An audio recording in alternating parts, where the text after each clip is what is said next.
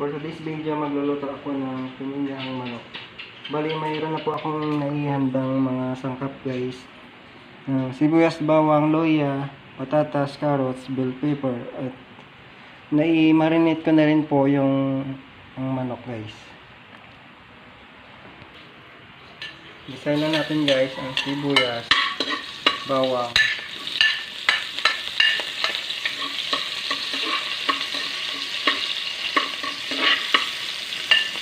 loya.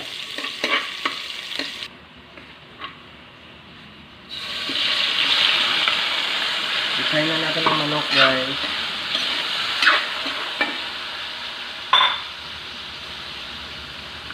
Isahin natin ang paminta, laurel. Lagay na rin natin yung patatas, carrots, bell pepper, asin, magic, seasoning.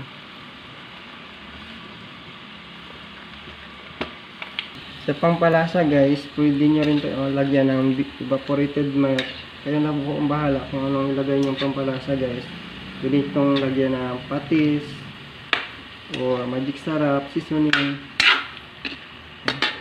ang pineapple chunks.